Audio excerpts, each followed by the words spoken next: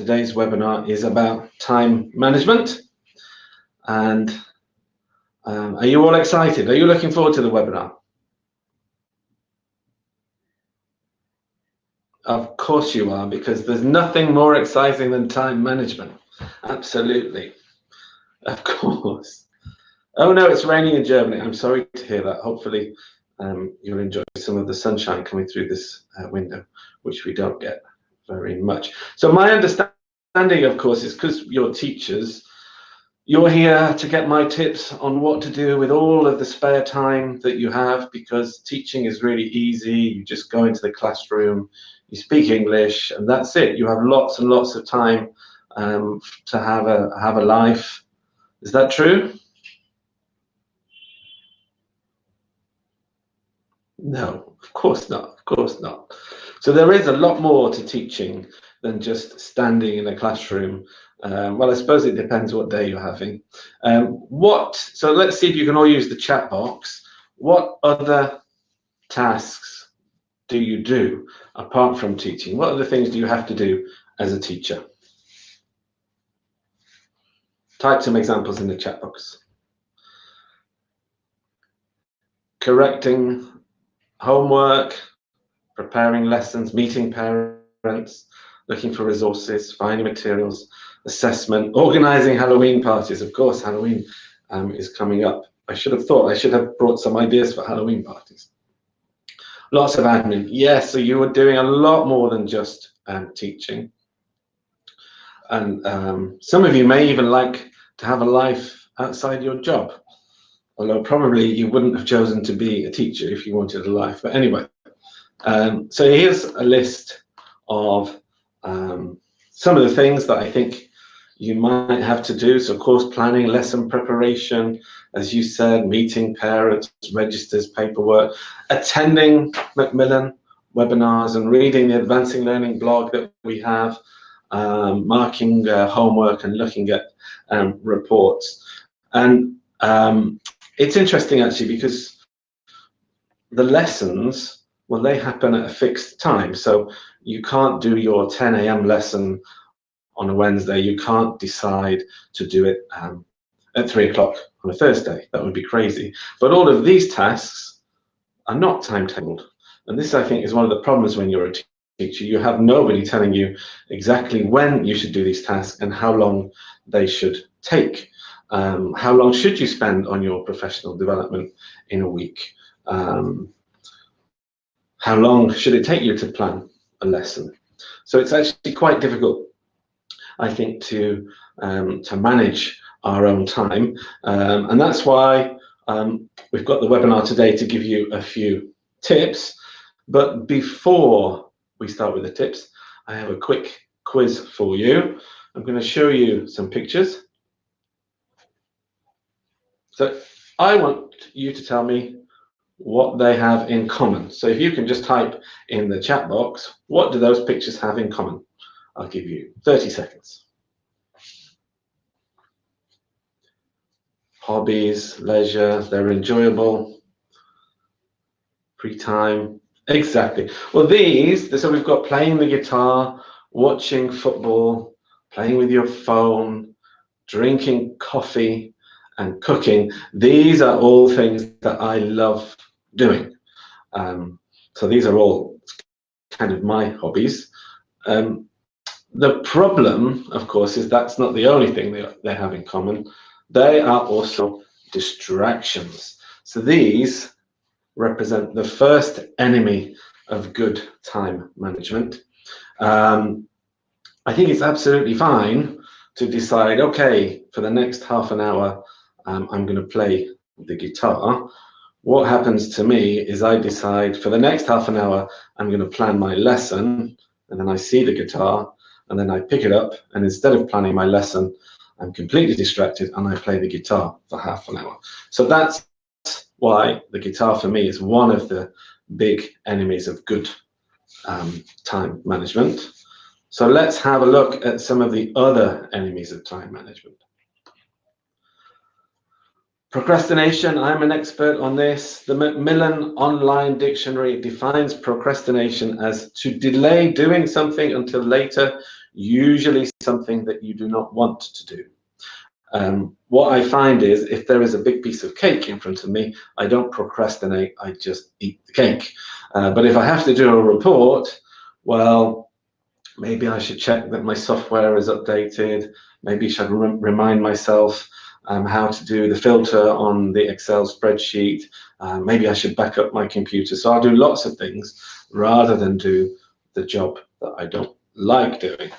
When we're teaching, one of the issues that can cause us time management problems is lack of planning, because 10 minutes before the lesson, we suddenly realize we don't have the material we need. So we run around the teacher's room trying to find things, and that's not really effective time management. Another potential enemy of good time management is the opposite, is too much planning. As we said at the beginning, there's no limit to the amount of time. There's nobody telling us that you must spend 20 minutes on planning or half an hour. And I think we have to be really careful, because we teach a lot, and it is possible to become stressed and to suffer from burnout if we're spending far too much of our time planning. This one is a controversial one.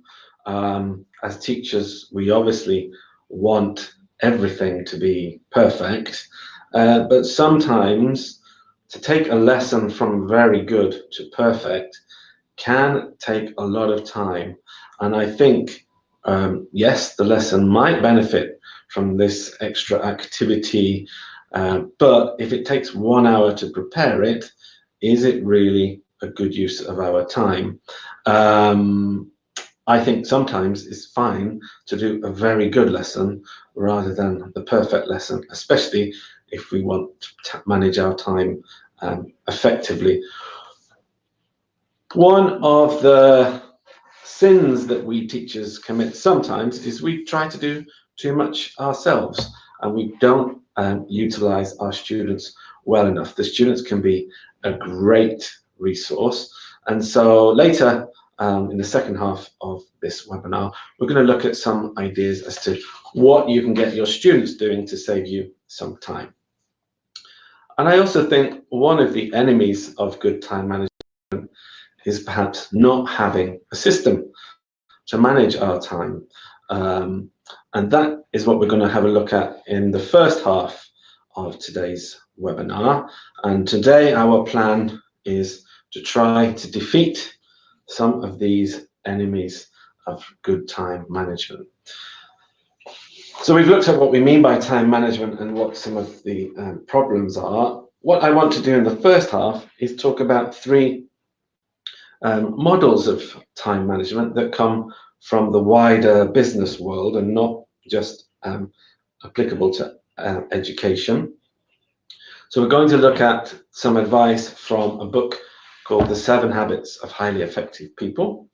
Then we're going to look at a time management system called GTD. And lastly, we're going to explore what the bullet journal is and how that can help teachers. In the second part of the webinar, we're going to have a look at some lesson preparation tips. So things that you can do to save yourself time when preparing your lessons. So are you all ready?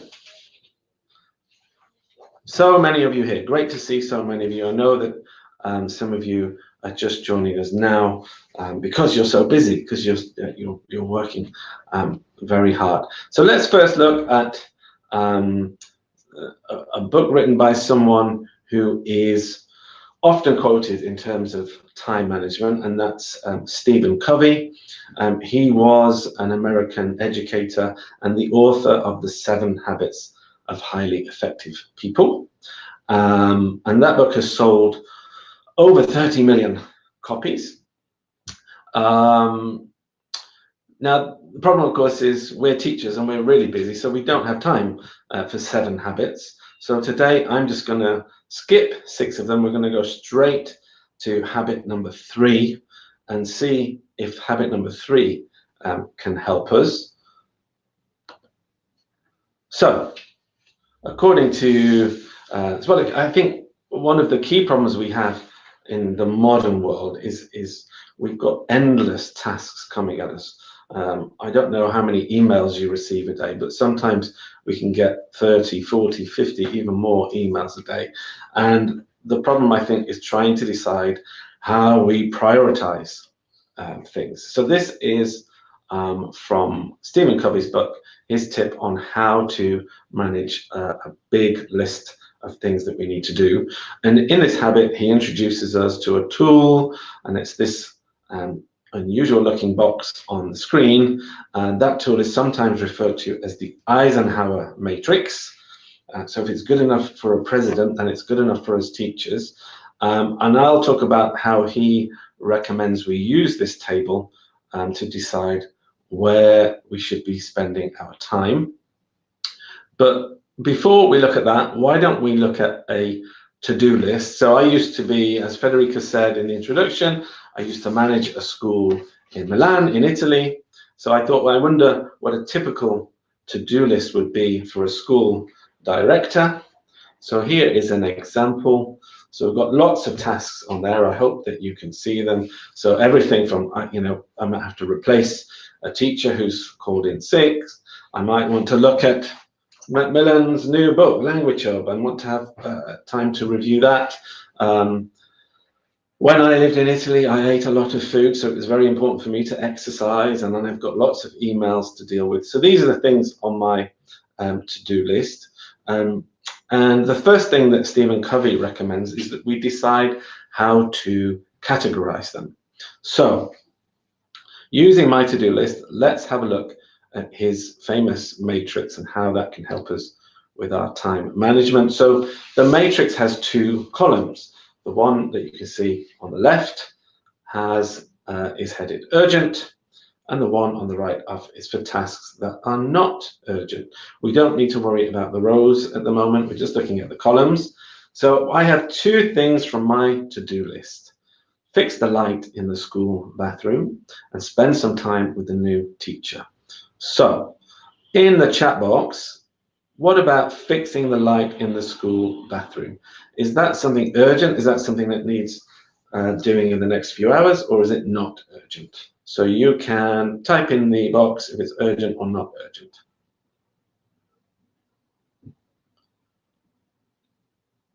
Well, of course, it can depend, but I would probably say that the students will like to have the light working in the school bathroom.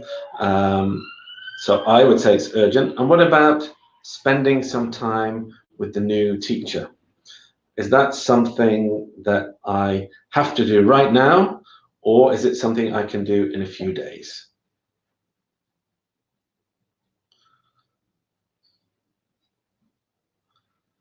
So it depends. So probably it's less urgent than the fixing the light. This is something I don't have to do right now. I can probably do this tomorrow or by the end of the week. And so yes, I would say that fixing the light is urgent and speaking to the teacher is not so urgent. Now,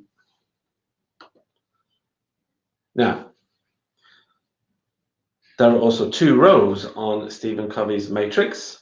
And as you can see on the top, it's classified as important. And on the bottom, it's classified as not important. So here I have another task, reply to a request from a conference organizer. So this is an email sitting in my inbox. Now, for me, actually, this request is not important, and I'll tell you why. Because I'm not going to go to this conference.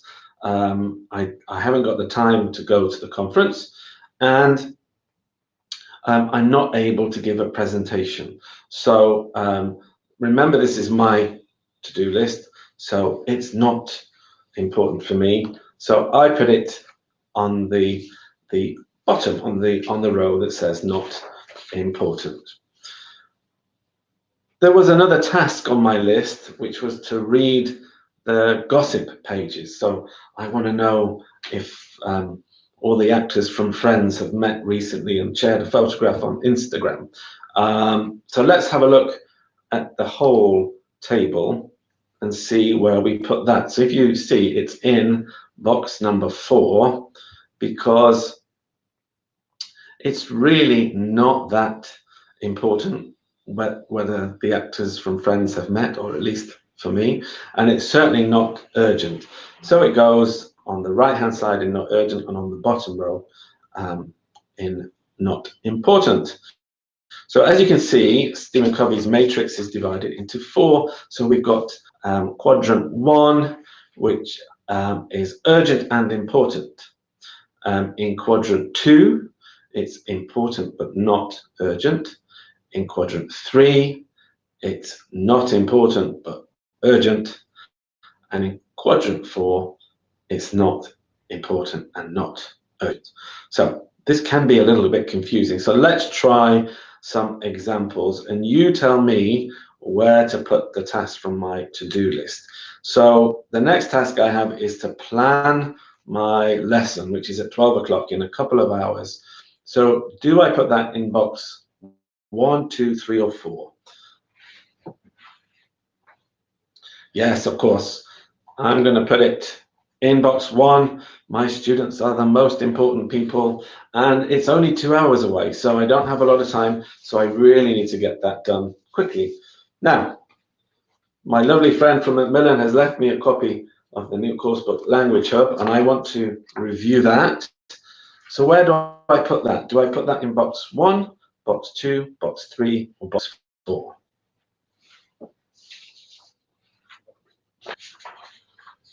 So I think we all agree. Of course, it's from Macmillan, so of course it's important. Everything from Macmillan is important, but it's not urgent. It's not something that I need to do right now. So this I can do in a few days' time, so I put it in box 2. I've also got an email that's explaining all the exciting new features of the new software on my phone. So where would you put that email? Is it 1, 2, 3, or 4? Okay, I think it can depend. For me, it's in box 4. It's certainly not urgent, and really, I don't know that much about the software on my phone, and it's not that important. Probably, if I was a software developer, it would be going somewhere else because it would be very important information. Now, the next task I have is I want to watch the recording from Chia's webinar. So Chia did a webinar for us last week, and it's now available on our website. Where would you put that? Watching a professional development webinar. 1, 2, 3, or 4?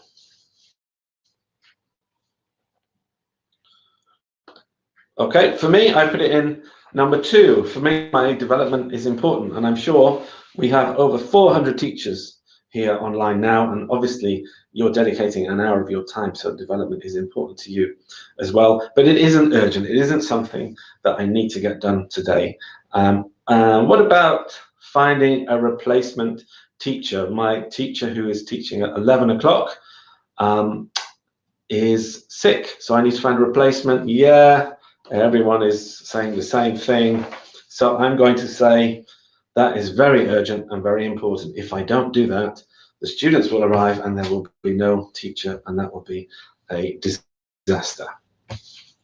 So that is an example of Stephen Covey's idea from the 7 Habits of Highly Effective People. Now, don't worry, the point isn't that you need to write all of your to-dos into this grid. The key thing is that we reflect on where are we spending our time. Now, of course, the things in quadrant 1, in the box 1, those are things we have to do now. Those are urgent and important. Planning my lesson, finding a replacement teacher, they need to be done right now. If not, they're going to be big problems. We can't ignore box 1. But in fact, a lot of us spend most of our time in box 1, fighting fires, always dealing with one crisis after another, and that can be quite stressful. Number 3, those are things that are urgent, but not important. So it's urgent because the conference organizer needs a reply to their email, but really we want to try and spend as little time as possible doing things that are not important. Quadrant 4, reading the gossip pages, that's the time waster's dream. This is where nothing is important and nothing is urgent. So if we're spending a lot of time in there, then we're going to create problems because the important and urgent stuff has not been done. The key quadrant for Stephen Covey is the second one, number 2, and he says that most of the world's highly effective people spend a lot of their time doing the tasks in quadrant 2. And it's easy to not do those tasks because they're not urgent. But if they get left, they eventually move to quadrant 1. They become a crisis. So if I give you an example, for example, exercise. Exercise is something that's very important, but it's not necessarily always a priority. It's not necessarily urgent. But if you don't do the exercise, it can eventually become a health issue. Suddenly you've got a health problem, and that appears in box 1. It's something urgent and important. Getting to know the new teacher will have really good benefits for us. And so Stephen Covey's advice is to make sure you find the time to do that and do the other things in box 2. And he suggests a very simple tool to do that. And it's this. It's a weekly calendar. And he says it's very simple. You have to decide at the beginning of the week what your important but not urgent tasks are, and block them on your calendar to make sure that you do them. It's very easy to let other people book appointments with you on your calendar. Stephen Covey is suggesting that you book an appointment with yourself. So if I give you an example, of course we're teachers, so the first things that go on our calendars are our lessons. So the lessons are there in red, but then what I've done is all of those important but not urgent things, I've booked appointments with myself to do them. That will stop those important things becoming a crisis. And so it's really important that we treat those like real appointments, and that we actually do them, so that at the end of the week we've achieved a lot of the important tasks. The book, The 7 Habits of Highly Effective People, is full of great advice, and we've just taken one example. But I think it's a really useful one to think about prioritizing the things that are important but not urgent, and making sure they go on your calendar before all of the other stuff does. Now we're going to look at something called GTD. Have you heard of GTD? Just type yes or no in the box if you've heard of GTD. Okay, so GTD stands for Getting Things Done. And this is a time management approach created by a guy called David Allen. It can be a fairly complex system to get your head around at first, but there are some really useful ideas for getting control amidst all the chaos. And I think in 2019 we live in particularly chaotic times. We've got information coming at us from social media, from the web, from our email. I saw some statistics yesterday. Apparently there are nearly 500,000 tweets sent every minute.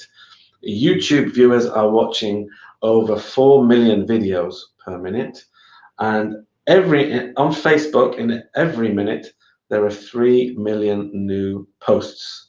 So it's no wonder that we're all tired and feeling a little crazy. So David Allen has some suggestions about how to deal with this information that's coming at us. There are some underlying principles, and we'll look at these in a little bit of detail. The first one is to clear your head. According to David, the brain is great for having ideas, but it's not a great place to keep your ideas. So we'll look at what he suggests as a solution to that. Secondly, he suggests that often things hold our attention because we haven't done sufficient thinking about those things. We haven't decided what to do with them, and so they keep going around our head and we worry about them. So he has a system that means we will engage with everything appropriately and know what to do with it. So we'll look at that. And lastly, he suggests that we have a current system that we can trust, where we know we have tracked everything we need to do. Before we look at the specifics of his advice, let me ask you another question. Have you ever been distracted? Have you ever been doing a task and realized your brain is thinking about something else? It's never happened to me, of course. Of course, it happens all the time. So is this scenario familiar to you? So you arrive home, you put your bag down, and as you put your bag down, you notice the alarm is flashing, and you realize the battery needs replacing. As you take your coat off, you realize that you forgot to go to the shop and you didn't buy the loaf of bread that you wanted. As you put your keys down, you see on the side, there's the electricity bill from that you should have paid last week. So you decide to make a cup of tea, you walk into the kitchen, and as you do that, you remember it's your sister's birthday and you must buy her a present. So as you make the cup of tea, you remember that you forgot to do the report that your boss set you. And as you relax drinking your tea, you think of a great fun exercise that you can do with your students. Does that sound familiar? And that's just the first 5 minutes of getting home. Now, the problem with that is, where do we keep that information? Most of us keep it in our heads. And so if you imagine that's every 5 minutes, then our heads are going to be pretty full by the time we go to bed. So David Allen has a solution, and he says what we need to do is capture all of those things, and we need to capture it in an external brain. Would you like to see my external brain? Of course. So this is my external brain. It's very precious, very expensive. That's it. So by capture, what David Allen simply means is to write it down. And it's a very simple tip, but we really often don't do it, and we just keep everything in our heads. Now, I'm old, so I use a notebook, but you're all much younger than me, and of course you can use a notes app on your phone. But to give you an example, all of those things like before, the bread, the electricity bill, I would note them down like that in my notebook. So that notebook for me is really a kind of inbox. They're just messages to myself of things that I need to do, or things to remember. And modern life is full of lots of inboxes, places where you can leave a note to yourself, or where other people can leave notes to you, so that they can get you to do things for them. So, I mean, it could be the notebook, it might be iMessages on your phone, it could be your email inbox, could be Facebook Messenger. We've got lots of places where people can leave you to do things. And that's where we capture all of these things. So I can see people agreeing we need an external brain. I know I need an external brain. But it's not enough just to capture these things. We then have to do something with them. And this is where David Allen says we need to have a special process, so that we go through everything in our inbox one by one, and we think about it and we decide what it means to us and what we need to do. So I'm going to talk you through that process. It will take about 5 minutes, but I found it really useful. You can use that process on your notebook. You do it with your Facebook messages. I found it really useful with my email inbox. I think we often spend a lot of time wasting time with email. We go in and we read the first part of an email, then we come back to it and we read it again, and we still can't decide when to do it, what to do with it. And so we just leave it in the inbox. So now it's confession time, people. How many of you have got more than 10 emails in your inbox? Just type yes in the chat box, or me. You're good, you're all confessing. Does anybody have more than 50? Yes, some of you are begging me not to ask any more questions. Anyone got more than 100? I think I saw the number 1,800 there. Someone said I never erased them. More than 500. Okay, there isn't a prize, I'm afraid, for who has the most emails in their inbox. But let's see, if we go through David's method, let's see if that might help you reduce some of the clutter that you've got in your inbox. So let's, we'll take my inbox as an example. And the first thing you ask when you look at an email, is it something actionable? Do I need to do something? And so here's my first email. These new diet pills are great. So this is an email offering me some diet pills. Is it actionable? No. Look at me. I don't think I'm ever going to go on a diet. And if I did, I certainly wouldn't use diet pills. So it's not actionable. And when it's not actionable, whatever the email or whatever the note, there are three possible things I can do. I might decide to keep it for reference, but I don't want to keep the diet pills for reference. I might decide to put it on hold and do it later, but I'm not going to do that. So in the chat box, what should I do with this email? Trash it. Great. Yeah, bin it, delete it, nuke it. Yes. Whatever word we want to use. It's my favorite thing to do with emails, is put it in the trash.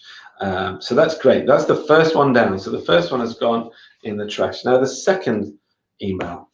The new guitar shop catalog is here. Is this actionable? Well, I like the guitar, I play the guitar, but I'm not planning to buy a guitar now, so I'm not going to do anything with this email. But I think one day I will buy a new guitar, and so I am going to keep this for reference. So I move it out of my inbox into a folder that is called reference. And then maybe in the future I can have a look at that. Next email.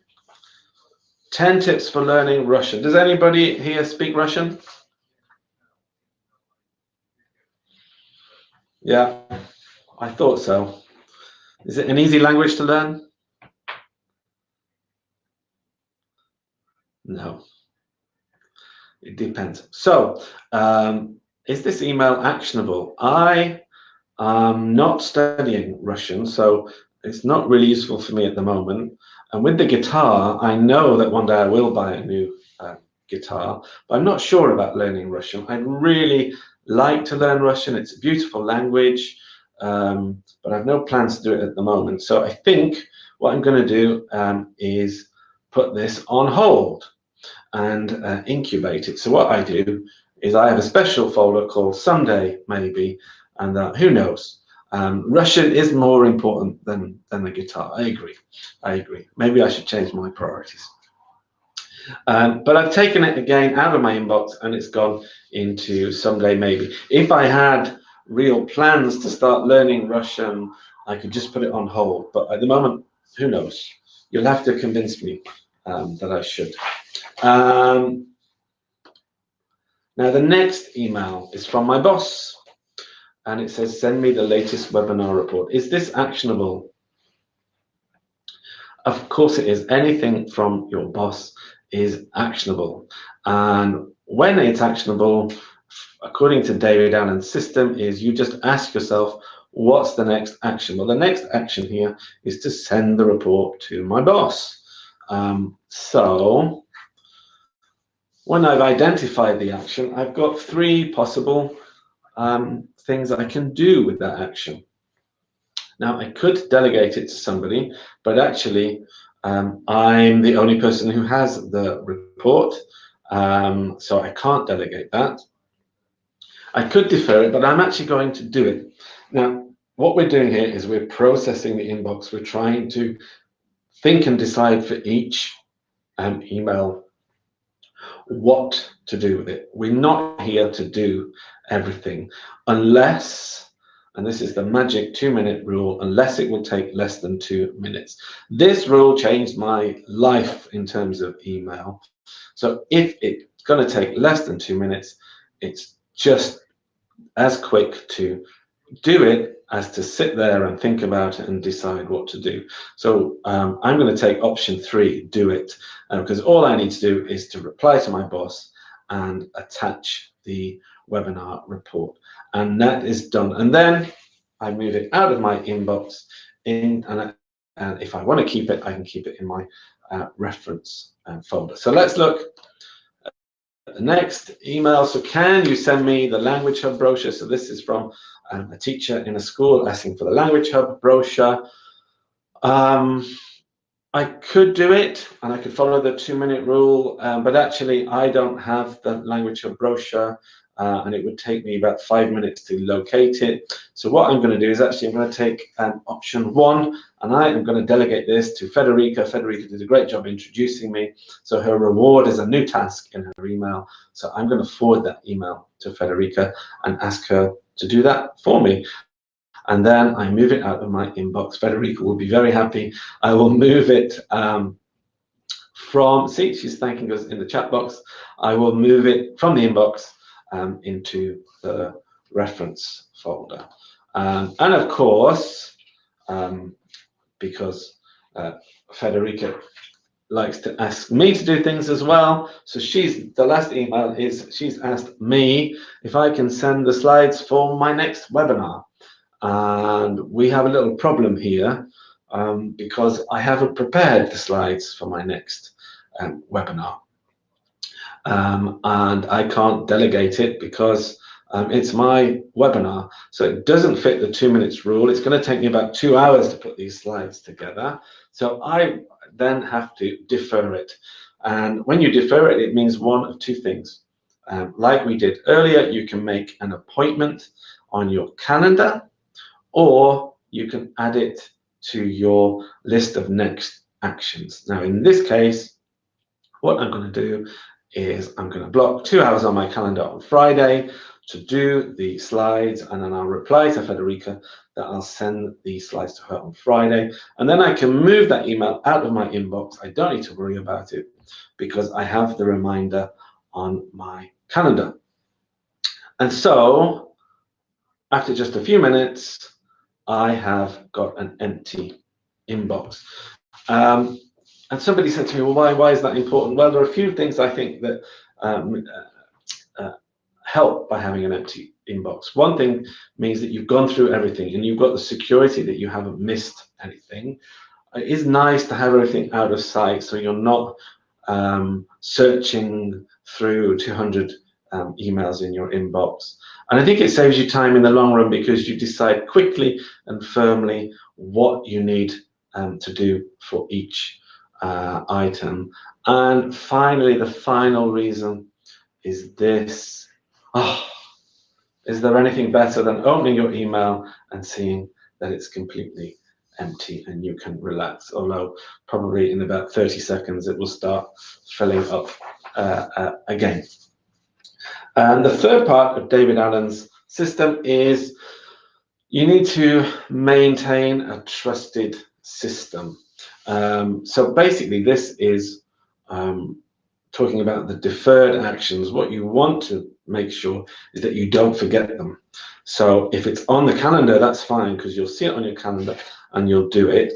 The other place to put your deferred actions are on next action lists.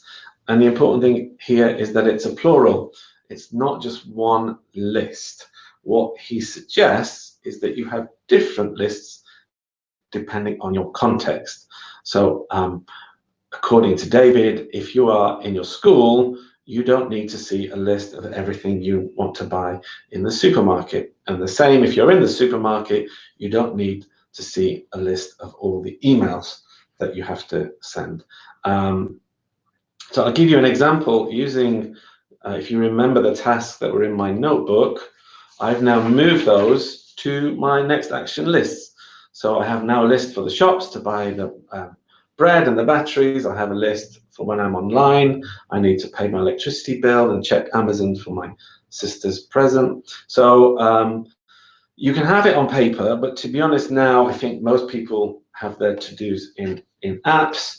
And the great thing is you can usually tag your to-do, and you can actually use these contexts as the tag, so that when you are in the shop, you just, on your to-do list, just click shop and it will tell you everything you need to buy. So I think that's there's some useful things there in terms of dealing with just the sheer number of things that you have to deal with on a daily basis. Like somebody here has said that they have a list for their husband. That's a great idea as well. So you can have a list for each person in your family. Now, before we start looking at lesson planning tips, I have one more time management tool to talk to you about. And this is something called the bullet journal. We've just spoken about apps. Well, the final piece of advice from outside the world of education comes from a guy called Ryder Carroll.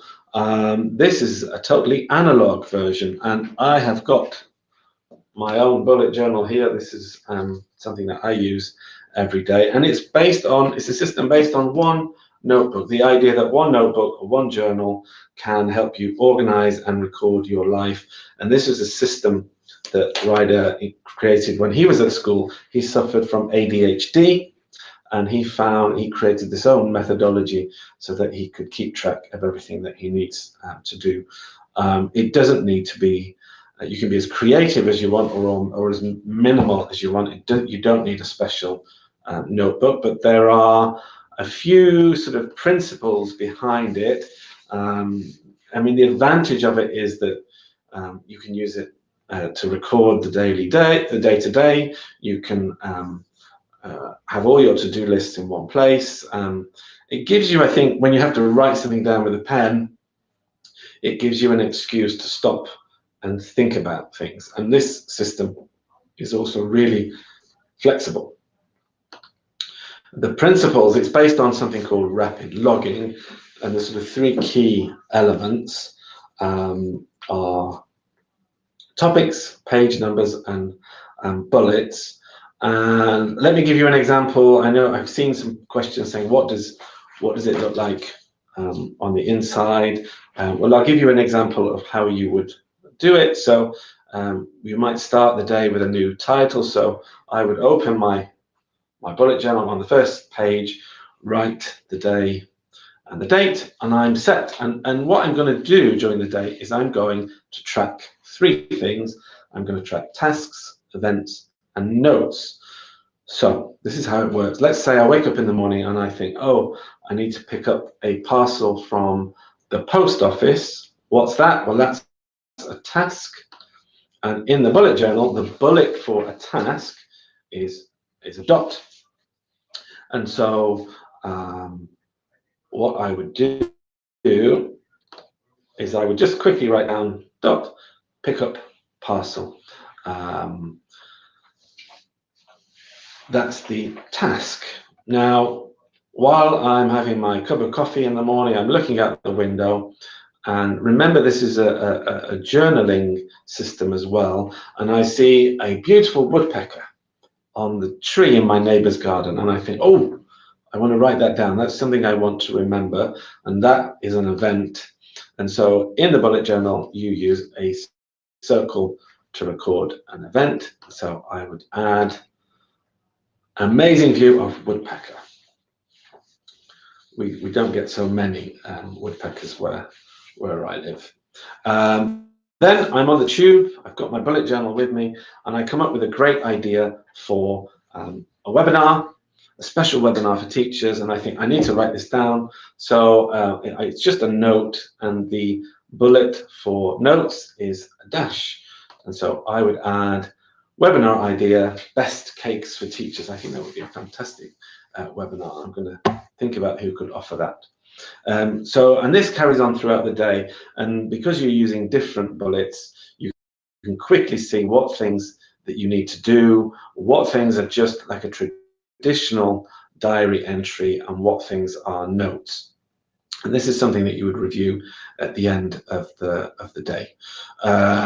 It just means you're not running around going from one system to another using the same system. And actually, when you complete a task, you just put a cross through that task bullet, so that you can also see that you've completed what you want to do. Now, that is a very quick explanation of the basics, and I recommend that you actually go and look at the bullet journal website. There's also a video on YouTube where Ryder Carroll goes into a lot more detail. One last thing I want to share with you about the bullet journal that's really useful is the concept of collections. This is what we've seen so far, is how you track a day, but perhaps you want to track a particular project. And so I'll give you an example. So one of my classes is LH2, and so I decide I want to have a page dedicated to my class. So I take the next blank page in my book, I write class LH2 at the top, and then I keep coming back to this page whenever I want to add anything. So here's an example. I've got the names of the students, but what I'm also using this for is to track the homework.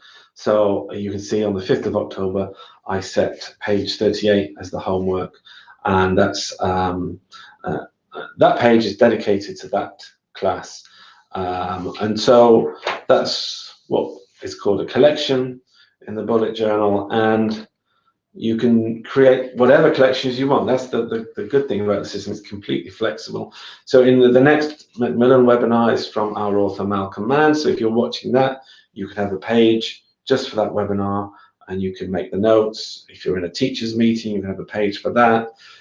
If you have to write some reports, you could keep all your notes for the report on that page as well.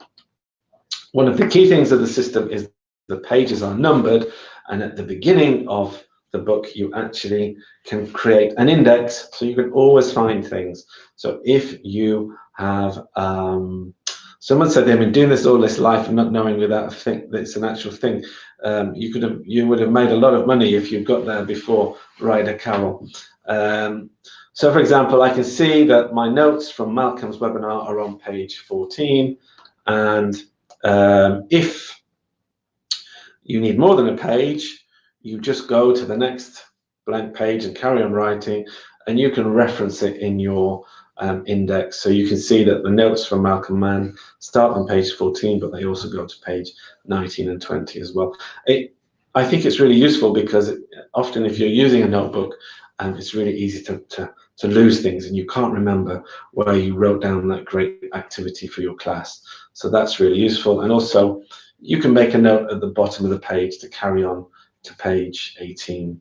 It's a very flexible system. I advise you to have a look at that. A lot of teachers are using it, and these are just some quotes from teachers saying about the benefits. And in fact, you can have a look online, and lots of teachers are now encouraging their students to use bullet journals, and they're finding it's really helping their students to be organized and focused. So what we've done so far is we've had a look at 3 time management systems. So I hope you found something useful from those systems. They're not from education, but I think they can help, and especially the times we live in, we're surrounded by lots of information and requests. What I want to do for the last 10 minutes is to look at one particular area of teaching that demands a lot of our time, and that's planning lessons. So here are a few tips on how to reduce your lesson planning time. Now, of course, I work for a publisher, so I'm going to say use a good course book. But actually, this is something that I always believed when I was working in a school, when I taught, that it's really important to have a good course book because it can save you so much time. And there's so much energy and thinking gone into each course book that it's really worth using them. Also, use it well. And so somebody's mentioned in the chat box that if you saw Chia gave a webinar a couple of weeks ago about this, and I really recommend that you have a look on our webinar site and check out the recording because it was really useful advice on what to do. But have a look at your contents page before you even start using the book, and get to know the structure of the book. And so this is from our course Language Hub, and you can see that they have a unit review. There's a special section for writing. There's something called Cafe Hub, which is a video. So it's really useful for you to have that information before you even start planning your lessons. And listen, this is not Lord of the Rings. This is a course book. I give you permission to skip to the end of the book. There are no spoilers. You can look through the book. It's not going to spoil the story. And there's often some good stuff at the back of the book. So you might find the audio scripts, you might find the phonemic chart. So that's going to save you time when you're planning to know where those things are. And of course, it's not just a paper book now. There's lots of digital components. Don't ignore those. There's lots of useful stuff on there that could mean that you could set a task on the Students app, for example. Have a look at the website and see what kind of teacher support there is. And as we mentioned, Chia gave a great webinar about that very essential component of any course, which is a teacher's book. I have to say I'm really jealous because I think the teacher's book from Language Hub is the best I've ever seen. And so I really wish I was teaching with it right now. But the teacher's book is going to save you lots of time in terms of planning. So you can see that it will give you the procedure to follow, which you can tweak, but it's really useful to have that procedure there. The Language Hub teacher's book has extra activities that you can do in the lesson. So you can see the teaching idea that doesn't need any preparation. And of course, it's got lots of photocopiable activities as well. So really worth looking at your course book and seeing what it has to offer. Of course, you're creative, you're teachers, so it's also great to supplement as well. I would just say be careful. Ask yourself, is it worth the effort? So if it's going to take you 3 hours to prepare a game that's only going to take 10 minutes in the classroom, then it's probably not worth spending those 3 hours. And also, you don't need to reinvent the wheel. There are lots of resources available. Maybe your colleagues have made resources, but you may find them on websites. We have a resource website called One Stop English, and for a small fee, you can download lots and lots of extra classroom materials. At the beginning, somebody mentioned Halloween. Well, we've got lots of Halloween resources on One Stop English. So it would save you hundreds of hours, I would say, in a year if you're using these sort of professionally prepared resources. So it's really worth seeing what else is there. But if you do create some good activity, then look after it. Keep it in a nice folder or keep it on your computer and know where it is. Make sure that the next year you can find it so you're not having to create it again. I remember spending lots of time when I was planning lessons thinking, oh, where was that really good activity I used 2 years ago about football or whatever it was. So make sure you've got a system for keeping those things. Of course, recycling is very important, but it's also something you can do to save yourself some time. Don't be afraid to do an exercise more than once. The lesson opener is a great place to do an exercise again. So these are some things that I used to do. So at the beginning of a lesson, I would take some of the photocopies, the worksheets from the previous lesson, I would put them around the room like an art gallery, and I would just ask the students to walk around in pairs and chat to each other as if they were looking at pictures, saying, oh, can you remember, what did we do? What did we learn? What was the activity? What was difficult? So it's just 2 or 3 minutes. They're walking around. It's really useful for them because they're reviewing, and it means you don't have to prepare any extra materials whatsoever. Another option is you could take the course book and you could find a picture. So you take a picture from the last lesson, and the students in pairs would discuss what they used the picture for, what the language was, and sometimes it's absolutely fine to do the same activity again. So if you finish the lesson with a great communicative activity, then why not start the next lesson with the same activity and see if they can remember the language, see if they can do it again. The course books are full of stories, sometimes picture stories, stories on audio, stories on videos. At the start of the next lesson, say, right, who remembers the story from next week? In your pairs, tell the story to each other. It's really useful for them. It's just some nice revision, and you don't have to create any new material. And of course, we should use the students as much as possible. I think sometimes we do too much for them. Perhaps, I don't know, I remember spending half an hour finding photographs of 10 famous celebrities. Well, actually, what you could do is just bring some magazines into the classroom and get each of the students to choose their own celebrity from the magazine, and they could describe that celebrity or use that celebrity in the role play.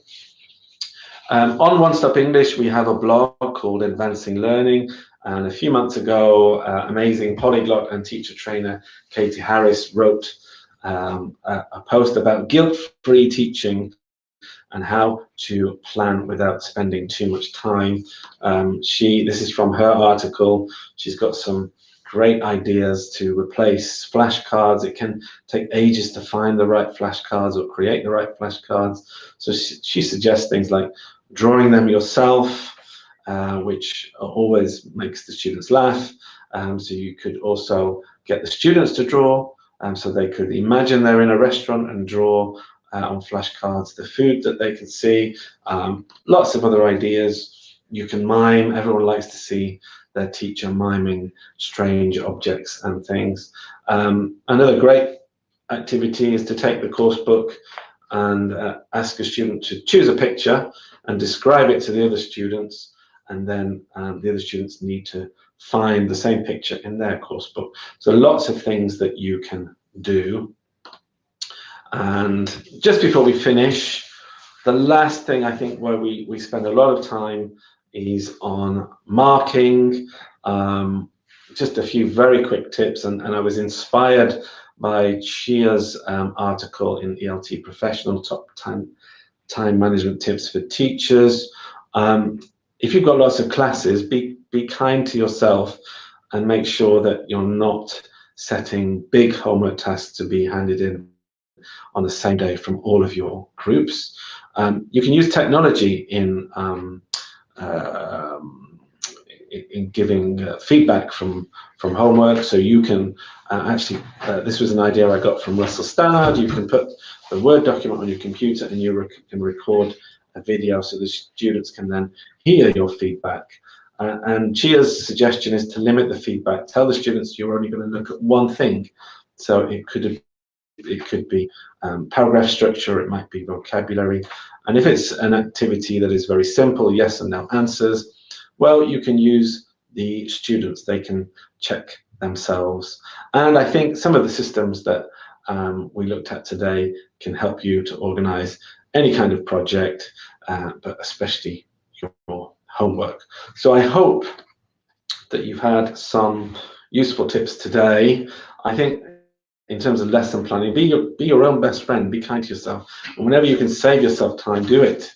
And actually using the students is going to help maximize their learning.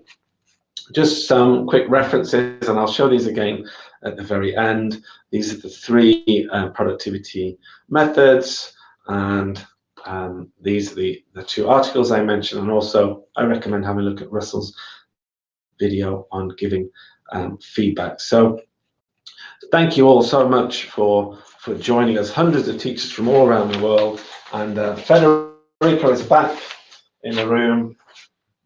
just to stop me sending any more emails, I think. So. Hi everyone. So yeah, Mike was sending me so many emails through his presentation that I just had to come. And I really want to thank you, Mike, because it was a really great session. Thank you. Lots of insights. And if you have any questions, just type them in the chat box and Mike will be here to answer. So a few questions that we had in the meantime, and I've been reading them in the chat box, are this is hard. How do you actually prioritize urgent and important tasks when they're both? How do you, give them a priority? I think it's that's the dilemma. I think fundamentally that's why Stephen Covey suggests that you work as much as possible in the second quadrant, in the important but not urgent, because it stops things becoming important and urgent. But if you've got urgent and important tasks, and you've got a lot of them, and we all do, I think you have to balance two things. One of them will be the time. For example, the to-do list that I showed you, we had to replace a teacher at 11 o'clock, and I had to plan my 12 o'clock lesson. Well, obviously, that 11 o'clock one needs dealing with first. And then I think you need to judge the potential impact. So when I was in a school, anything that might potentially have a negative impact on the students always took priority over anything else. So that might be why I would run into the bathroom and change the light bulb before I did anything else. So it's difficult, and if you follow his method, hopefully you just get fewer tasks in that urgent and important box. That's great, thank you. And then another question that we got was, how long should a teacher spend preparing lessons? That's a good question. I think my philosophy would be you want to minimize the amount of time, but at the same time maximize the students' learning. So it's really difficult to give you a time. Teaching kids is very different to teaching adults. Teaching an exam preparation course is very different to teaching general English course. I think it also depends how many hours you're teaching a week. But we would like a life. There's a recent survey saying that a lot of teachers in the UK are working over 60 hours a week. I think most people in other jobs are working 40 to 45 hours. So if you can get all of your planning done and all of your lessons in 40 to 45 hours, then I think that would be fair. And then you might even be able to, I don't know, speak to your friends or actually have some hobbies. That's great. Thank you, Mike. You're welcome. Do you manage to speak to your friends and have hobbies? No. That's amazing. Thank you, Mike. So just I'm a teacher, so you do as I say, not as I do. Of course. So just a little reminder that if you want to reach out to Mike, here's his email. Yeah. So feel free to send whatever question you want and some feedback if you want. And you will all get this certificate to your email address within 3 working days. And about the next webinar, I'll let Mike introduce that. So I don't know if you know Malcolm Mann. Malcolm is one of our author of Optimize. He's based in Athens. I was lucky enough to be in Athens a few weeks ago and got to spend some time with Malcolm. Malcolm is not only a great author, but he's one of my favorite presenters as well, and I never miss his sessions. And this is a really interesting topic. How do we talk about the future in English? There's no real future tense, so how do we do that? And Malcolm's webinar is going to explain how we speak about it and how to simplify that for your students. So I recommend it's on over 2 days. It's either on the 29th or the 30th of October. Please join us for that. It's going to be a great webinar. That's great. And if you want to learn more about our webinars, if you want to watch the old sessions or register for the new ones, you can just visit the first link that you can see on the screen, macmillanenglish.com/webinars. and you will find all the registration links to the new webinars and the archived webinars. And if you want to learn more about our blog that Mike mentioned, and even the article that Mike mentioned, Guilt-Free Teaching by Katie Harris, visit the second link that you can see on the screen. And if you want to know more about Language Hub, which is our new course, visit the third link that you can see on the screen, which is languagehub.macmillanenglish.com. And again, you will get the certificate within 3 working days directly to your email address. This is mine. I've got mine now. You have to wait 3 days for yours, I'm afraid, but I'm going to put this next to my desk.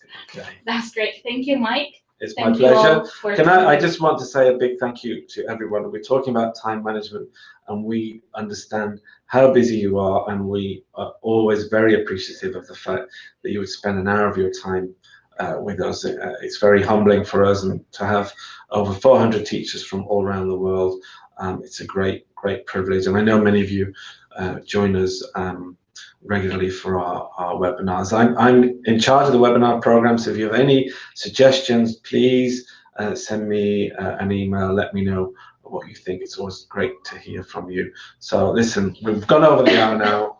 This is bad time management on my behalf, so I'll let you go and go to work or go to bed, depending where in the world you're available. If you want to have a look at this again, because I know some of the tips are quite complicated, you can go to our webinar page next week and you'll find the recording on there. Thank you, everyone. Thank you, Mike, again. Bye. Take care, everyone. Thanks a lot. Bye-bye.